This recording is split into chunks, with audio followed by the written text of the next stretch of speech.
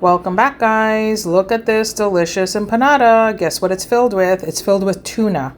Why did I pick tuna? Because it's nutritious, it's a lean source of protein, it has omega-3 fatty acids, and it's a heart-healthy choice. And the empanada wrappers are the kind that you bake in the oven instead of frying, but they still come out golden and crispy on the outside, and the super flavorful, savory tuna filling is so easy to make. So let me show you how to make these. You only need a few ingredients. I have 4 cans of tuna here. I buy the tuna in the oil and then I drain it really well. I have 1 large onion, and then you can do 1 red bell pepper, which you're gonna dice and saute with the onion, or you just saute the onion and use roasted peppers in a jar, which is what I'm using today. And then you need your packages of empanada wrappers, and you have to make sure you get the ones that say baking.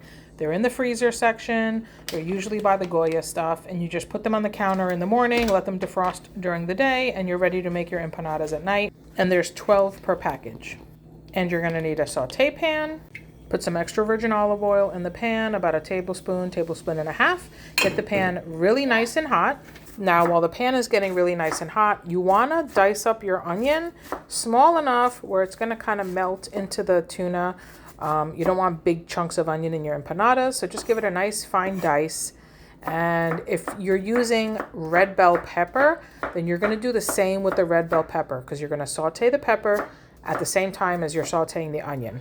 I'm using roasted peppers in a jar, so I'm gonna skip that step. I'm just gonna saute the onions.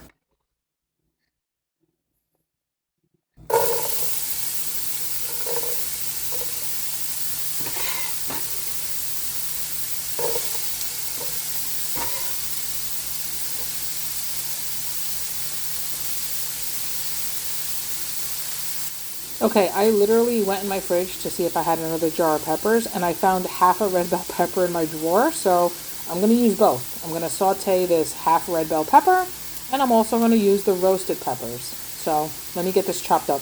So I went to double check my fridge just to be sure, because I only have half a jar of roasted peppers, and I wanted to use some of them for something else.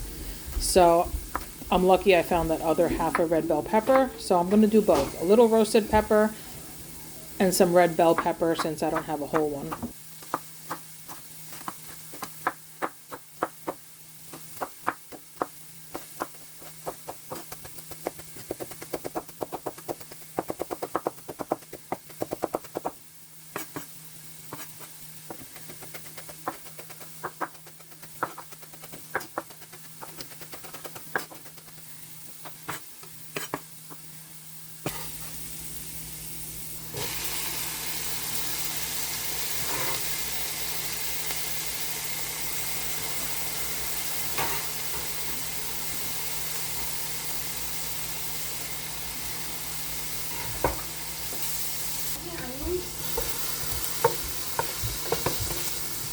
My eyes are watering.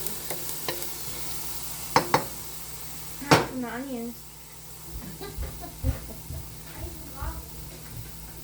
Every time I'm sauteing onions, my little one comes into the kitchen to ask if I'm cooking onions because her eyes are watering.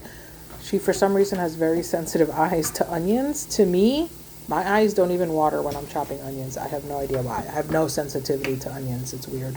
Have any of you ever heard of crying from cooking onions in another room? Okay, so I put some black pepper in there. I did not put any salt. Now I'm going to put some garlic. And I'm going to put some parsley flake. And the reason I did not put any salt is because I'm going to use an all-purpose seasoning next. And that has salt in it already, so I don't want to make it salty. And this is the all-purpose seasoning that I'm using. It's just a generic all-purpose seasoning. It doesn't have any particular flavor. And then just give everything a good mix, and you're going to let it sit until the peppers and onions get nice and soft. Okay, now the roasted red peppers. I'm just going to take out about 2 pieces of the roasted red pepper because I found the other half a pepper in my fridge. But this is going to give it a lot of flavor also. And just chop it up into small pieces. You want it well distributed throughout the filling.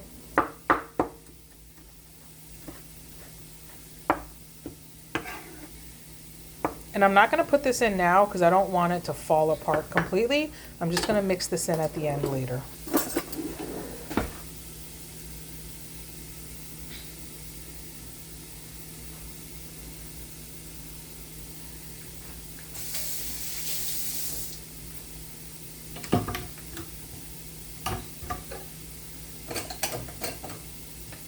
And also just put them on a strainer and let them sit and drain a little bit, because you don't want soggy filling or your empanadas will be soggy. So you can either squeeze out some of the juice, or you can just put them in a little strainer and let them sit while you work on the filling.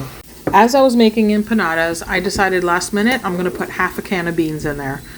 It's weird, yes, but once you smash the beans and turn it into a paste and you just fold it into the filling, Scout's honor, no one will even know it's there. My kids and my husband don't even know the beans are there. Half the time, I put beans in everything and they don't even know until I tell them. So I'm just going to take my good old-fashioned potato smasher and I'm just going to smash up the beans until it's a paste.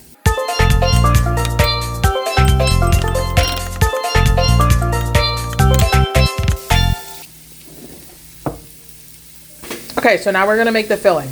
I'm going to put the half a can of smashed beans in another bowl, a big bowl that you can mix everything, just like that. And that's it. Now you're going to start mixing everything. You're not going to heat up the tuna. You're not going to heat up the roasted peppers. Dump the tuna into the beans. You're going to take your roasted red peppers. See all the liquid that drained out? That would have made your filling soggy. And now you're just going to add those sauteed onions, or the sauteed onions and peppers if you used some fresh bell pepper. And then you're just going to grab a fork or a spoon, your hands, whatever you want to use, and just give everything a really nice mix and get everything blended really well. You want a little bit of onion, a little bit of pepper, a little bit of tuna, a little bit of bean in every bite. Again, you can't even see the bean. It's already disappeared. It's already gone. Look, see that? There's no beans in here. Nobody will ever know. Okay, the filling is nice and combined, nice and mixed. Now take a spoon, give it a taste. If it needs more salt, now is when you're going to add it. To me, this tastes perfect. It doesn't need anything. Absolutely perfect. Okay, now it's time to fill your empanadas. You'll need a baking sheet. It doesn't matter if it's a dark, a non-stick, an aluminum, whatever. I use a regular pan with some parchment paper. Last, you're going to need some egg wash to brush over the empanadas once they're assembled and on the pan. I'm just putting an egg and some milk, and that's going to be my egg wash. And that's it. You're ready to start filling your empanadas. You're going to put about 2 tablespoons of filling in there. And these, if you follow my channel, then you already know all about these empanada wrappers. If you don't follow my channel and you're new here, then these are Goya empanada wrappers. There's all different kinds. This is the kind that you bake in the oven, so you don't have to fry or use oil to fry the outside. And these are 5-inch. They come 12 in a pack. They're frozen, and just the package says to put in the fridge to defrost overnight. I don't even do all that. I put them on the counter in the morning or a couple hours before I'm going to make the empanadas, and they're perfectly soft and ready to use that day within a few hours. They defrost really fast. And that's it. Put your 2 tablespoons of filling in there and then just fold it in half and pinch it with a fork, and voila, you have a gorgeous empanada. And that's it. Just start filling your empanada wrappers. And if by the time you're done you have any wrappers left, then don't worry, because you can make a simple apple pie filling and use those wrappers to make a simple little dessert in a muffin pan. You can check out my video on that. It takes like 30 minutes to make, and it's the perfect way to use up any leftover wrappers that you have.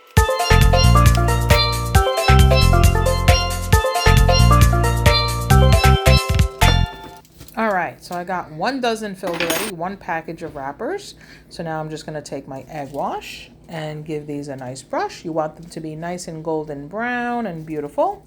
Okay, so these are ready for the oven. You're going to bake these at 375 for 20 to 30 minutes. I always do 30 minutes because I like mine really golden brown. If you like yours lighter, then do 20-25 minutes. But 375 for 30 minutes, and these are going to be beautiful. And while these are in the oven baking, I'm working on the second batch. The timer just went off. And they smell just as good as they look. Look at that, nice and golden brown. This is 30 minutes. This is how I like mine. And you just made yourself a delicious batch of warm, flaky tuna empanadas. So now let me break one of these open and show you. Just because they're not fried doesn't mean that the pastry isn't delicious. It's flaky, it's amazing. Let me show you. Ouch, these are piping hot. They just came out of the oven. Look how crispy these are on the outside. See that? You hear it? Yum, delicious. That's what you want to hear. And voila, look at that. And even though these are piping hot, trust me, these are just as delicious room temperature. I packed them for my daughter's lunch during the school year and she loves them. Okay, enough talking. Let me give these a bite.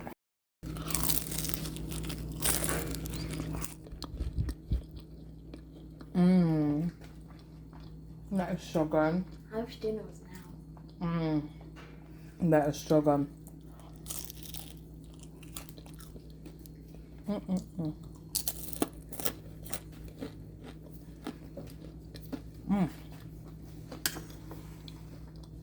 Anyway, there you have it, guys. Tuna empanadas. I know most of the time people do chicken or beef, but tuna is an awesome option for empanadas. And with a side salad loaded with fruits and veggies and all different textures, this is the perfect dinner. I have spring mix, baby carrots chopped up. I have Honeycrisp apple. I have some chopped up dates right there you could see. Cucumber, onion, apple cider vinegar, extra virgin olive oil with a sprinkling of salt and pepper. And that is dinner tonight. A refreshing, crisp, fiber-packed, healthy salad and some nice omega-3 nutritious tuna empanadas. Thanks for watching. I hope you give these a try and I hope you love them as much as we do. And bon appetit. Bye.